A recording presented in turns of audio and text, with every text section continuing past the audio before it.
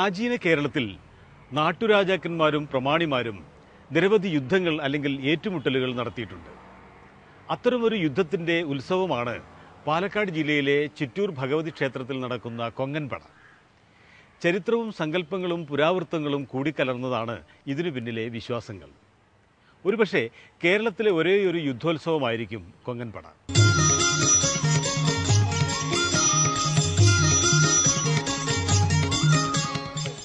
പാലക്കാട് നിന്ന് 14 കിലോമീറ്റർ അകലെയാണ് ചിറ്റൂർ ഭഗവതി ക്ഷേത്രം.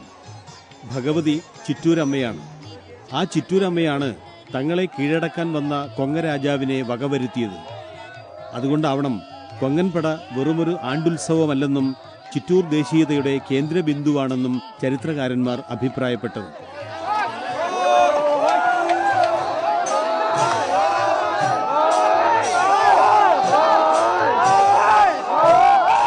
ഇന്നത്തെ കോയമ്പത്തൂർ പ്രദേശം ഉൾപ്പെടുന്നതാണ് കൊങ്ങനാട്.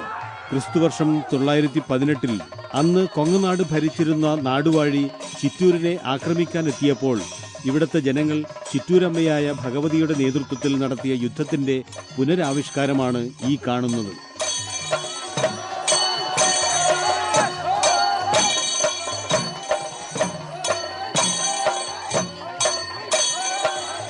പാലക്കാടൻ ചുരത്തിന്റെ കിഴക്കു നിന്നും കൊങ്ങൻപട വരുന്നത് ആദ്യം കണ്ടത് പനയ്ക്ക് മുകളിലിരുന്ന് കള്ളു ചെത്തിക്കൊണ്ടിരുന്ന തൊഴിലാളികളായിരുന്നു.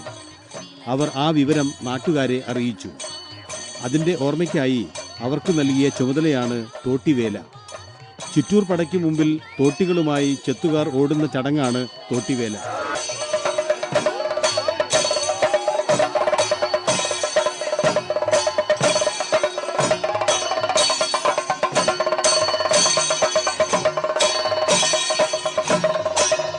ഇങ്ങനെ കൊങ്ങൻപടയിൽ ഓരോ സമുദായക്കാർക്കും പ്രത്യേകം ചുമതലകളുണ്ട്. അക്കാലത്ത് സമ്പന്നമായിരുന്ന ചിറ്റൂർ നാടിനെ ആക്രമിക്കാൻ തക്കം നോക്കിയിരിക്കുകയായിരുന്നു കൊങ്ങരാജാവ്. കൊങ്ങനാട്ടിൽ നിന്ന് പലവ്യഞ്ജനങ്ങളും മറ്റും കൊണ്ടുവന്ന് ഇവിടെ വിൽപ്പന നടത്തിയിരുന്നു ആ നാട്ടുകാർ. അങ്ങനെ ഒരിക്കൽ ഉണ്ടായ ഒരു സംഭവമാണ് യുദ്ധത്തിന് കാരണമായത്.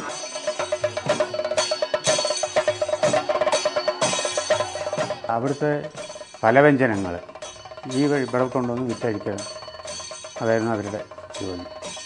അപ്പോൾ അതൊരു സുപ്രഭാതത്തിൽ അവർ രാത്രി ഈ പുഴയുടെ സൈഡിൽ തമ്പടിച്ച് ഇരിക്കുന്ന സമയത്ത് പുഴയിൽ പെട്ടെന്ന് വെള്ളം കൂടി. ഈ വെള്ളം കൂടിയതിൽ ഈ പലവ്യഞ്ജനങ്ങൾ അങ്ങനെ ഒലിച്ചുപോയി. ഒലിച്ചു ഈ കച്ചവടക്കാരെ അവർ നേതൃത്വം നൽകുന്ന അയാൾക്കത് അവിടെ പോയി പറയാൻ പറ്റാത്ത അവസ്ഥയായി. ഇങ്ങനെ ഒലിച്ചുപോയി, അങ്ങവരുടെ കഴിവില്ലായ്മ കൊണ്ടാണ് പോയതെന്നുള്ളത്. ഇത് അവിടെ പോയി അവതരിപ്പിച്ചത് ചിറ്റൂരിലത്തെ ജനങ്ങളെ അത് അപഹരിച്ചു എന്നുള്ളതായി. അപ്പോൾ അങ്ങനെയാണ് ഒരു ചിറ്റൂരിനെ ആക്രമിക്കാൻ തക്കം പാർന്നിരുന്ന ഒരു സന്ദർഭത്തിൽ കൊങ്ങരാജാവ് ചിറ്റൂരിനെ ആക്രമിക്കാൻ വരുന്നത്.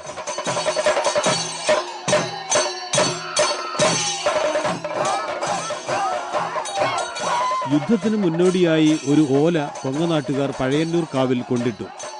കൊങ്ങൻപട വരുന്നതിന്റെ അറിയിപ്പായിരുന്നു അത്. ഉടനെ നാട്ടുകാർ ചിറ്റൂരമ്മയെ അഭയം പ്രാപിച്ചു.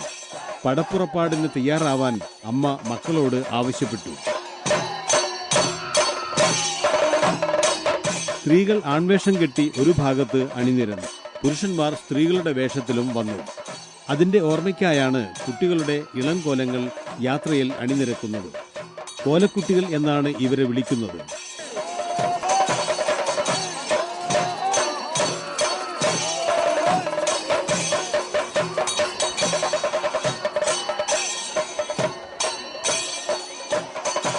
ഇന്ന് ഇതൊരു വഴിപാട് കൂടിയാണ്. രോഗങ്ങൾ മാറ്റിത്തന്നതിനും കുഞ്ഞുങ്ങൾ ഉണ്ടായതിനുള്ള നന്ദിയായും കോലക്കുട്ടികളെ എഴുന്നള്ളിക്കുന്നു. അവരെ തോളിൽ ഇരുത്തി പട്ടുകൊണ്ടുള്ള മേലാപ്പിനു കീഴെ വെയിൽ തട്ടാതെ കൊണ്ടു നടക്കുന്നു.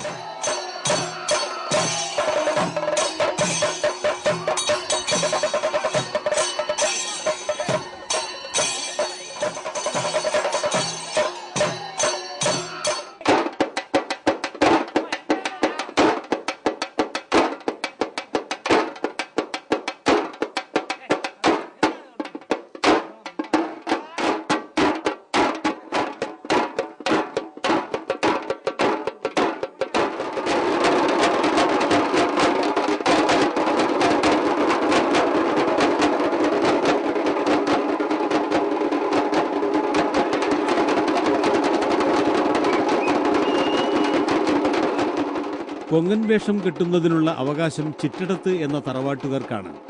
കൊങ്ങന്റെ യുദ്ധവിളംബരത്തിന്റെ ഓല വായിച്ച് അർത്ഥം വിശദീകരിച്ചത് ഈ തറവാട്ടുകാരായിരുന്നത്രേ. അതുകൊണ്ടാണ് കൊങ്ങൻ കെട്ടാനുള്ള അവകാശം അവർക്ക് കിട്ടിയത്. വേഷമെല്ലാം അണിഞ്ഞ ശേഷം കൊങ്ങൻ കാവിലേക്ക് പുറപ്പെടുന്നു.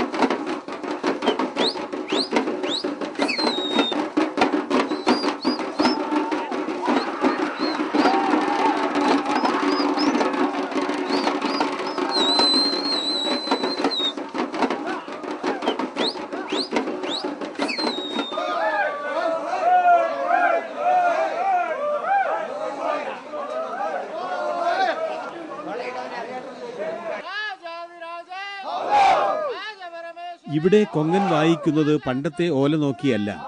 ഓലയുടെ യഥാർത്ഥ രൂപം തറവാട്ടിൽ സൂക്ഷിച്ചു വെച്ചിട്ടുണ്ടെന്നാണ് അവർ പറയുന്നത്. തമിഴ്, കന്നഡ, തെലുങ്ക് എന്നീ ഭാഷകൾ ചേർന്നതാണ് ഓലയിലെ വിളംബരമെന്നും തറവാട്ടുകാർ പറയുന്നു. ആ ഭാഷ രഹസ്യമാണ്, അതാർക്കും പറഞ്ഞുകൊടുക്കില്ല.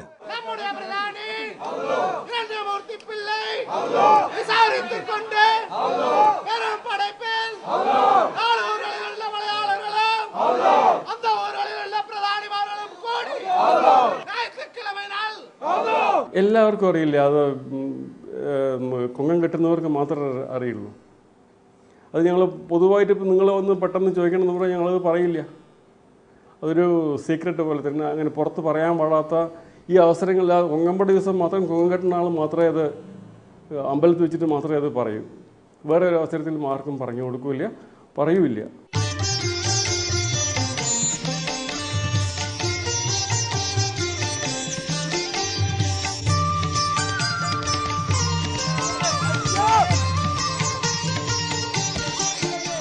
യുദ്ധത്തിൽ മരിച്ച ദേശത്തെ പ്രമുഖന്റെ ശവം കൊണ്ടുവരുന്നതാണ് കട്ടിൽ ശവം.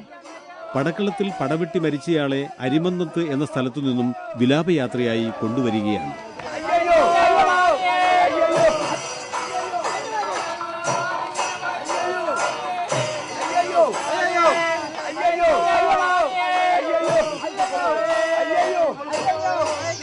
കുംഭമാസത്തിലെ കറുത്തവാവ് കഴിഞ്ഞുള്ള ആദ്യത്തെ ബുധനാഴ്ചയാണ് കൊങ്ങൻപട ഉത്സവം തുടങ്ങുന്നത്.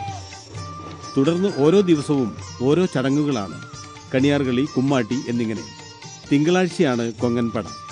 ചിറ്റൂരിലെ ജനങ്ങൾ അഭിമാനപൂർവ്വം ഈ യുദ്ധോത്സവത്തെ വരവേൽക്കുന്നു. ശരിയായിരിക്കണം, അത് ചിറ്റൂരിന്റെ ദേശീയോത്സവം തന്നെയാണ്.